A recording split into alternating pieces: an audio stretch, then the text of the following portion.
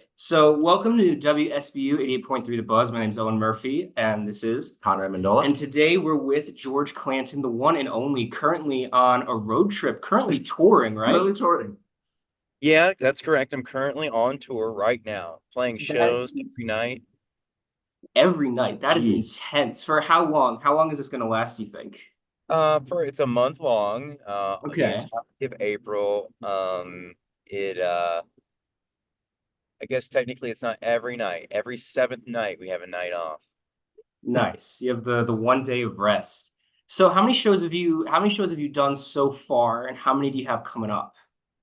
We've done 4 so far, and there's something like 19 left. Oh, wow. So how have those shows been going then? Well, obviously extremely good. Yeah, Good. I'm mostly targeting. This tour is like smaller cities. I'm playing little smaller areas. Yeah. Most of it's made like Oh, for motivation. And then okay. some of the places that I hit are just like places I haven't been in a long time. Yeah. So the Neglected Cities tour. Yeah. Nice. Do you And have so places? Oh, sorry, keep going. I've just I've been pleased with the turnout as a, No, That's yeah, awesome. that's great. Where are you calling from right now? where am I right now? Yeah, where you are headed on the way to? I am looking around. Oof. It looks like it's Wisconsin. We're in Wisconsin right now. We're in Wisconsin. It looks like everywhere on Earth. It looks Yeah. like Virginia, as far as I'm concerned. Just kind of like half dead grass everywhere. Got some Yeah. farms.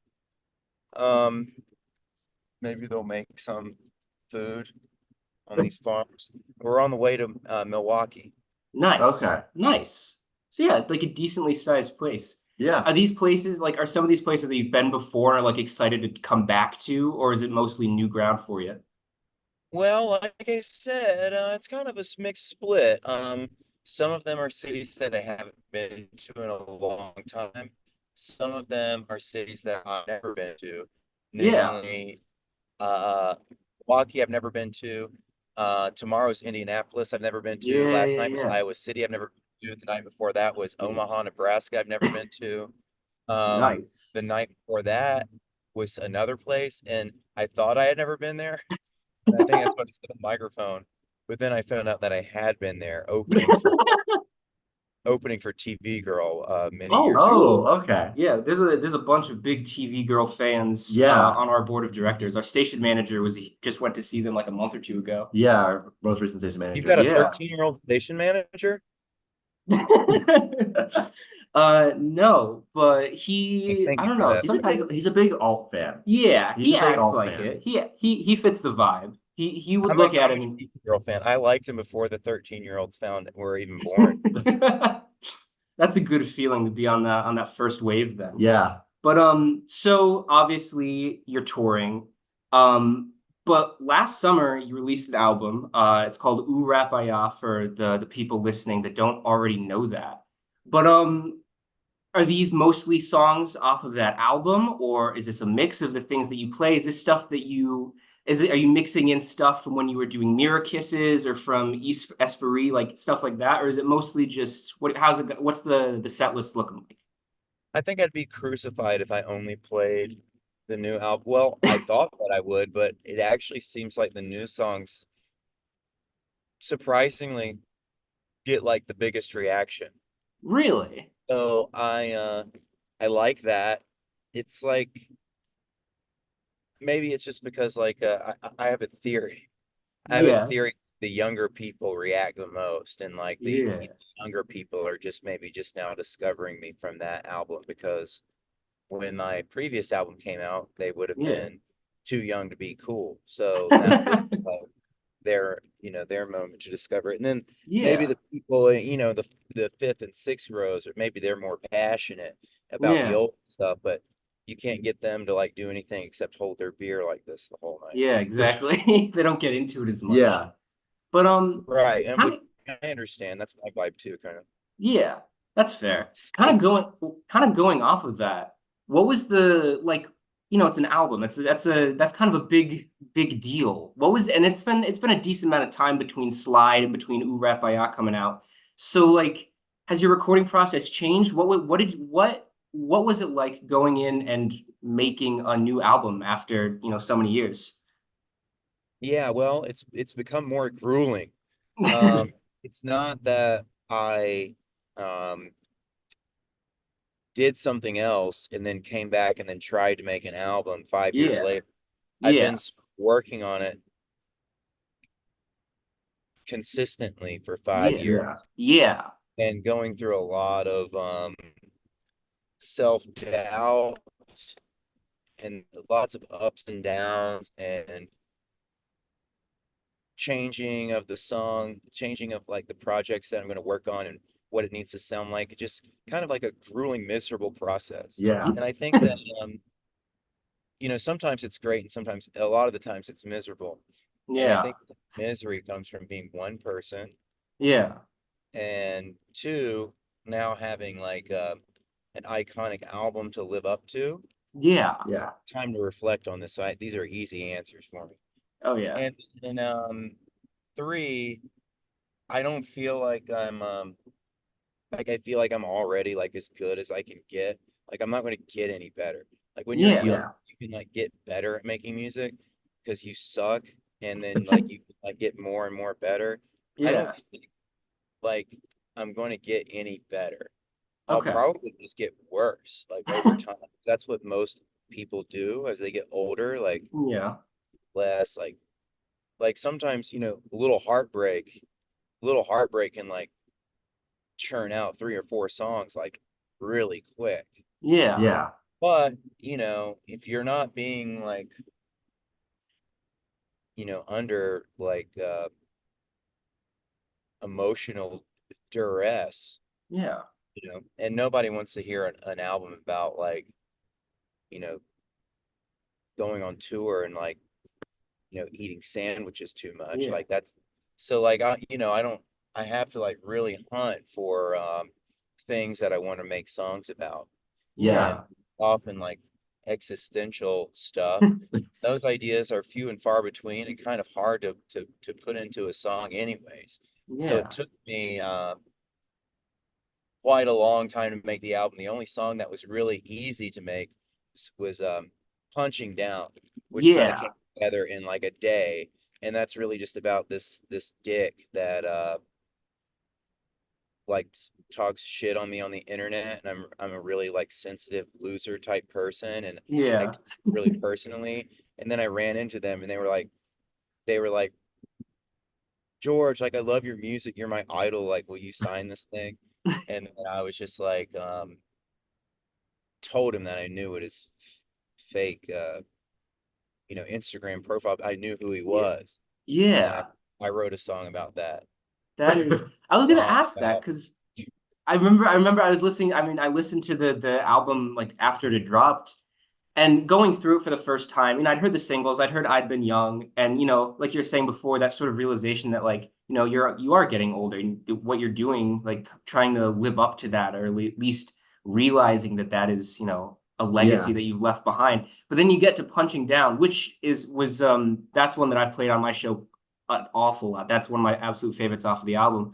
But I remember listening to it and just thinking like this is like vitriolic. Like there is actual anger behind a lot of this. And it was really like it's interesting hearing that it's an actual person, like an actual story. And like, I mean, good on you for telling him to his face. Yeah. That's cool. I like that. I like having that context behind that now.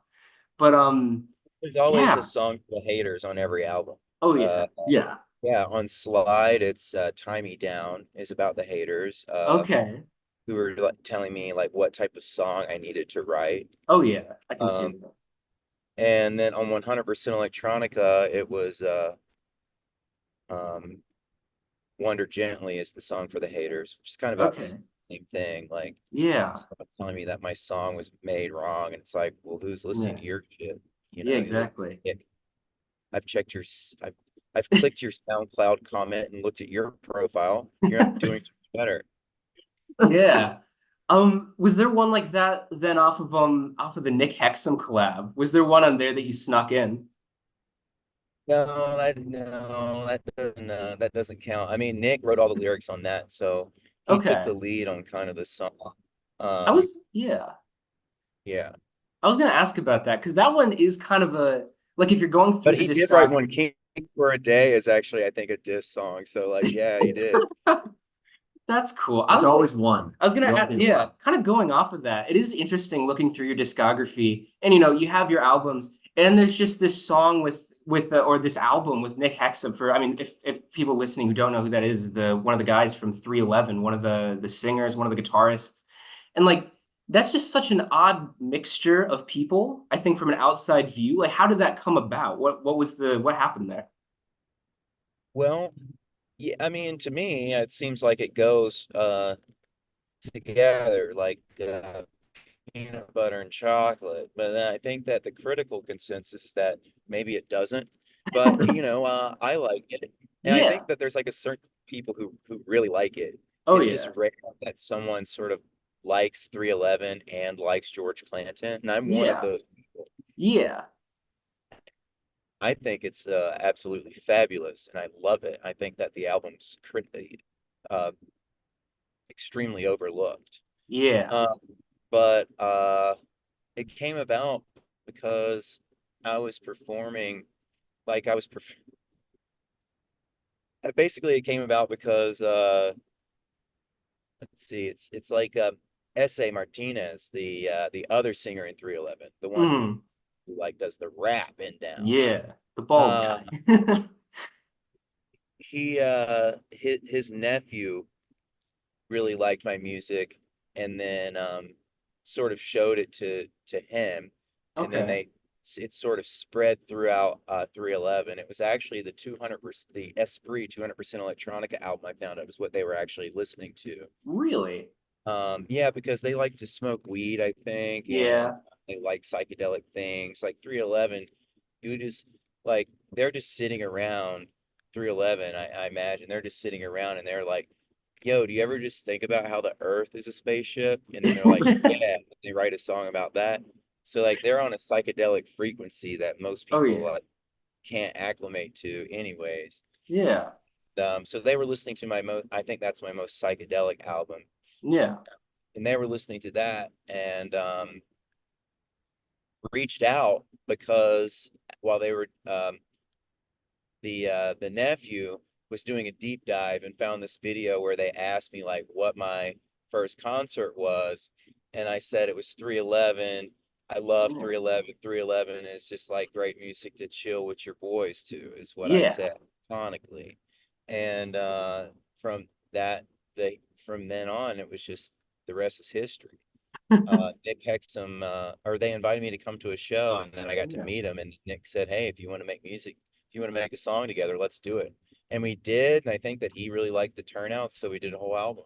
Nice. Do you remember what that song was, or is it not on the album? Yeah, yeah, yeah. The first song was Topanga State of Mind. Okay, I was gonna ask because that's the one that like if I have to recommend it to people, that's the standout track for me. I really like the instrumental on that one. But Yeah. yeah, kind of going off of that then, do you have like because that kind of came about just in like a butterfly effect of people kind of listening and sharing it with each other. Is there like if you could have anyone be your co-writer, if you could do a collab with anyone, who would it be, do you think? Well, that would be one of them. Yeah. So that would have asked me before that happened. That was one of my, I've always had like a big three in the back of my mind. Mm-hmm. Um, it was Nick Hexum. The other one is Keith Flint, who was the kind of like the one of the voices of the Prodigy. He's the one that's like, Okay. Yeah. I'm a fire starter, twisted fire starter. Yeah, you're a prodigy. Prodigy's Unfortunately, good. and sadly, he had passed Yeah. uh, several years. Um, so that won't happen. And the third one has always been Seal, and Yeah. Seal is someone that I've Okay. wanted to work with, and Seal's someone that I really embody. And well, so is Keith Flint, and even Nick Hexum to some extent. But Seal is someone like when I'm writing a melody, I think, and I get lost, and I keep coming up with really boring melodies. and I say, what would Seal do here? Yeah. I don't really know like what I don't really know music theory, but like to me, if I hear something like in jazz, I'll go, oh, that's like what Seal does. And I Yeah. can hear it, and it's like really a specific thing that he just always does, and it just sounds awesome. So like sometimes I'll try to hit that note. Yeah. Yeah, That's But super I'd cool. love to work That, with him. yeah, that's neat. I could Seal, see Kiss from a that. Rose. Hmm? Kiss from a Rose. Yeah, Oh yeah. yeah. No, yeah. Oh yeah. I'm For the we're aware who listeners Seal who don't know. is. Cool guy. Yeah. I guess like going off that, Yeah, go for it. you've kind of mentioned like Seal, sort of thinking like, what would Seal do here? Are there any other artists you consider like big influences on your sound? Absolutely. I mean, it's changed over the years. Early on, it was mostly 80s music. Yeah. Um, the Human League and New Order early on Okay. Mm, have been the biggest Yeah. one. The Human League and this obscure 80s band called Micro Disney, which is like maybe my all-time favorite band, but Okay. taught me how to sing. Like once I Yeah. heard them singing, I was like, oh, that's like what my voice sounds like if I just Yeah. kind of try to sing like them. And that's how I got started. Yeah. Since then, I croon a little bit less than I did in the beginning, and now I just Mhm. have more of a natural George Clanton-y voice. Yeah. yeah, But I like the crooning too. I think I'm going to bring it back on the new album. Nice. nice. Time, but beyond that, like yeah, I mentioned the Prodigy, so like the Prodigy in a lot of like mid '90s like electronic acts, um, in general, uh, but nothing like super specific, like where I'm obsessive compulsive about it. But I Yeah. think My Bloody Valentine is a huge influence Yeah. in far as like kind of the way that I put chords together. Yeah. And I don't really use guitars like that, but I feel like I'm kind of using a similar compositional strategy as they do, but Yeah. with computers and keyboards. Just in the Yeah, way that you layer it with the effects, or in the way like doing Yeah, that like like I'm the Kevin building. Shields tremolo kind of deal. Sometimes, yeah, I'll use the pitch bend because I'm like Yeah. this thing tremolo, but Yeah. I'm just like stacking big chords together and Yeah. creating a big like wall of sound where there's no wiggle room. Yeah. There's just a sort of like you can listen to Loveless 100 times and Yeah. hear textures that you hadn't noticed before. And I don't I don't really I say that I don't know.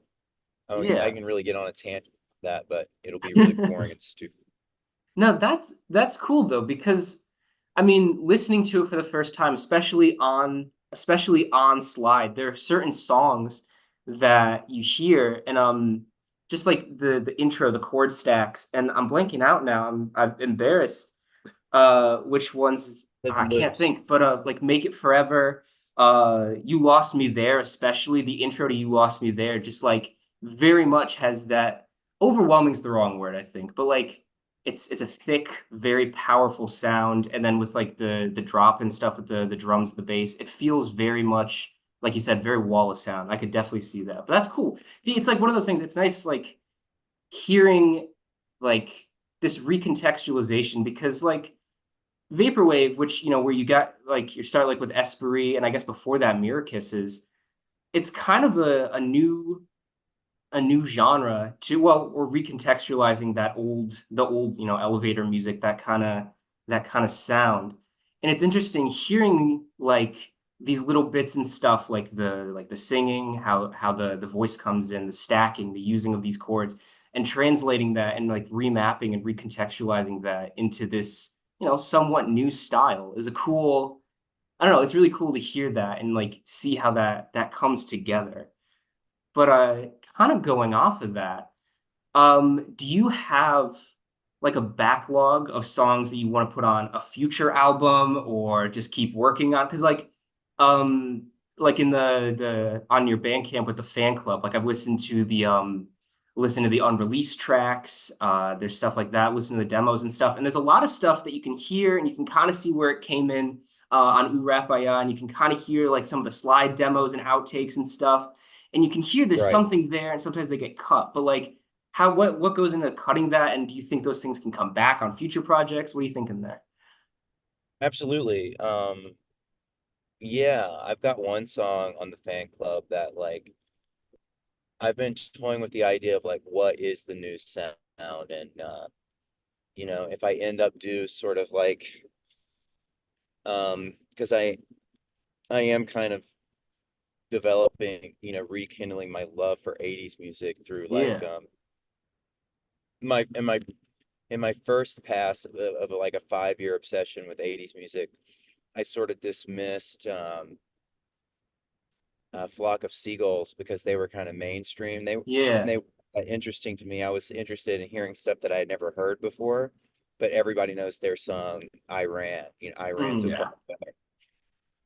But their song "Photograph" about a year ago, like, came on shuffle, and it's like I was hearing it, and it sounded kind of like 80s shoegaze to me, and I yeah, was really interested in because it's a definite wall of sound the whole time, and his voice is kind of buried in it, and it's just kind of got this repetitive drum rhythm, mm, and I had to listen to it like 4 or 5 times in a row before I had my fill. And I heard that song a lot before, but it never really struck me this way. And yeah, I was like, I love the simplicity, and it just feels like very, um, like getting like touched by a song that I want to hear like 4 or 5 times is kind of like a rare occurrence these days for me for whatever Yeah. reason. yeah. And Makes sense. I just felt inspired by it and wanted to make some music like that. But I have I currently have a backlog of songs that aren't like that at all that I'm working Mm, on. So I don't know. Like I feel like it takes me too long to put together an album, and I might turn into an EP person, mm, um, which I'm sure will be upsetting. But at least I'll be able to release music faster. Like if yeah. Yeah. Urapay was, it would have came out years ago, but I just wanted to have like I felt like it was a perfect album. So it Yeah, just takes a long time to make sure that every song is like Yeah. yeah. Here, you take a When nice you're one. when you're up looking to at the that standard. process, when you're looking at that process for making an album, the album is really like the sum of what you have. What's going into that recording a song for you?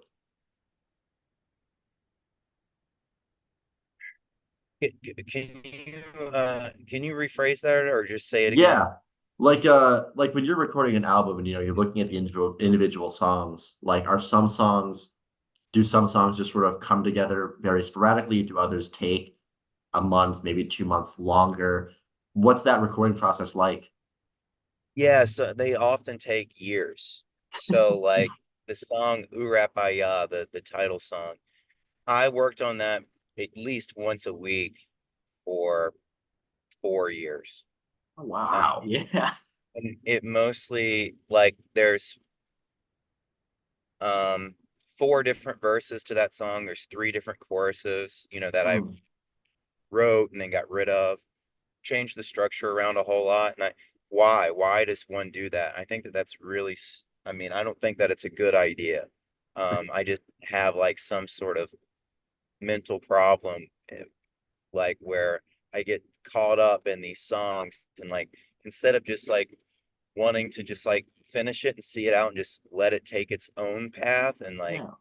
do it, and saying, oh, that's cool, I have these grand visions for like Yeah. how it has to have this and this has to be perfect, this has to be perfect, this part has to like sound like for Urapaya, it has a moment where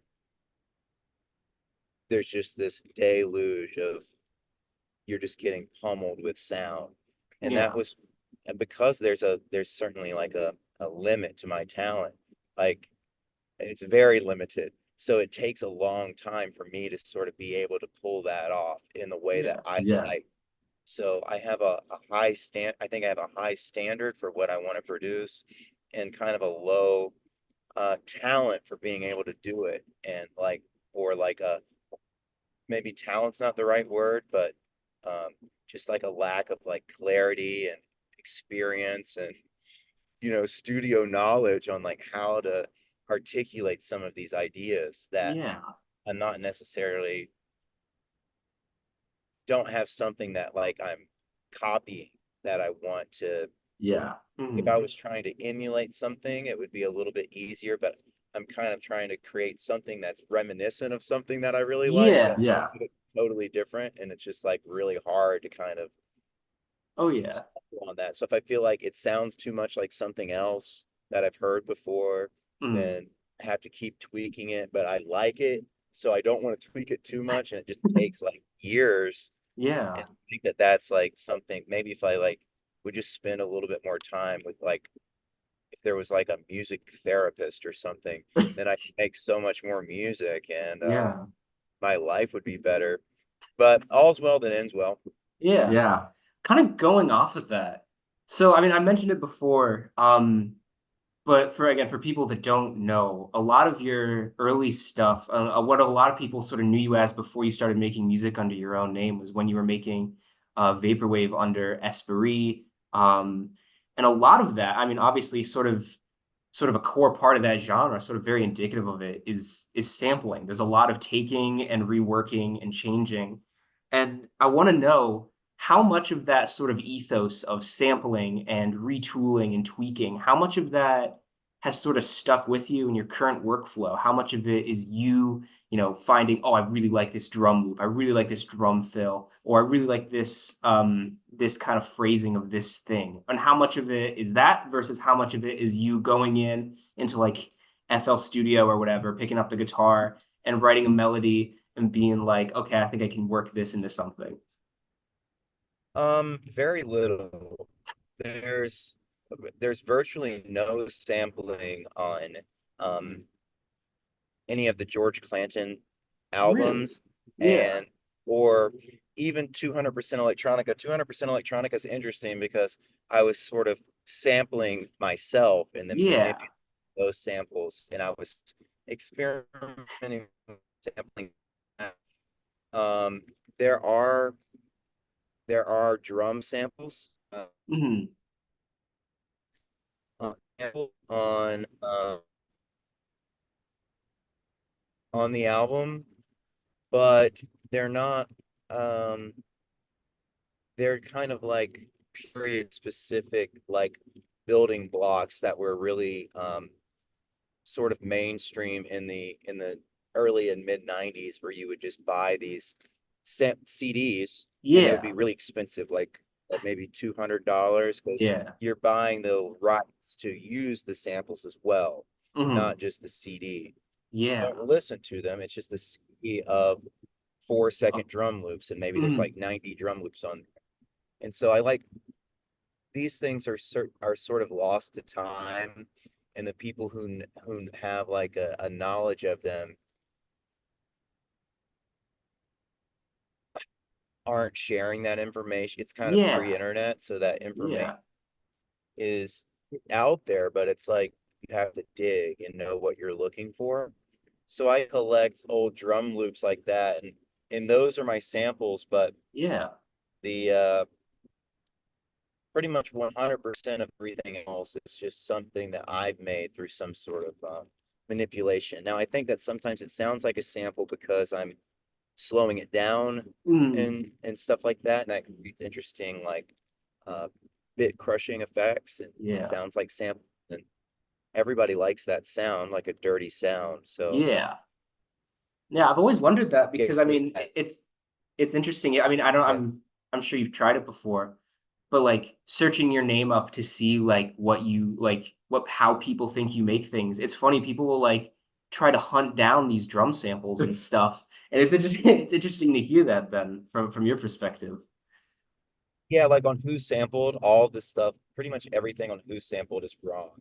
Like Yeah. they say that I'm using When the Levee Breaks. Mhm. And it's like the groove is when the levee breaks, but like it's not when the levee breaks. Yeah. Like there's a moment in Urapay Nice. Welcome Yeah, back. red Oh, zone dude. there. No, you're fine. I'm sure there's no cell towers for like 100 plus miles. Oh well, happens.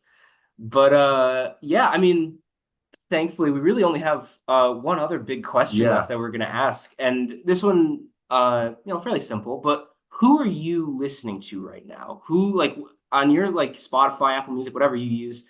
Like who do you have on repeat? Like who are your big three at the moment? That's so funny. Well, I'm really boring in that department. I'm cycling just like as I do, like an old man, my favorite music. Yeah. Uh, yeah, I'm pretty much like, and I always listen to this album, but I was working on it's actually making a video game for like an enhanced CD. Do you know what enhanced CD is? Yeah. We have a couple of them in our studio, Yeah. actually. Oh, did you freeze up? Oh, we're Oh, there we back. go. We're good. There we go. Kind of. All right. There are no cell towers. Ah. Oh.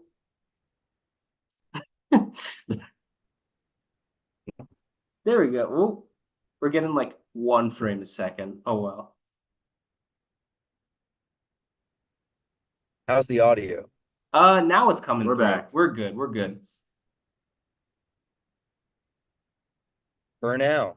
For For now. now. But yeah, so you're working on an enhanced CD, you're saying? Yeah, I was working on an enhanced CD and I wanted to make a video game for one of the artists on my label, my 100% electronica Yeah. label. Yeah. So Yeah. I worked on a video game really late at night and I just wanted something that wouldn't distract me, that I would also enjoy, which is kind of so often how I listen to music now because I'm Mhm. like working all the time. And if Yeah. the music is, say, if the music is too good, I'll get and it's new, I get Mhm. distracted and I might play Yeah. it 4 or 5 times. It's really how I should time instead Yeah. of working so much.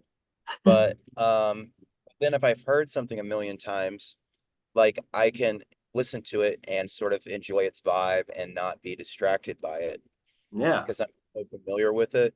Hmm. And um, so I was putting on this Seal album because I'm getting a little delirious and it's 3 a.m. and I'm trying to power through this video game. Hmm. And second Seal self-titled album, which is one of my favorite albums, maybe my favorite album. Yeah. Like a perfect 10 album. Every song Nice. 10. It's incredible. I can't get enough of it. I've been listening to it came out. Good to know. Yeah. Well, thank you. Oh, thank you for joining us. This has been kind of a dream come true. What definitely towards the top of the a list of artists that I've wanted to interview for a long time. He's been shaking all day. I more or He's been less. so excited. But yeah, thank you so much. We'll let you get back on the road. But yeah, thank you so much. Really appreciate it. Awesome. Thank you. Thank Thank you. you. Well, good luck. Bye. Bye bye. See ya.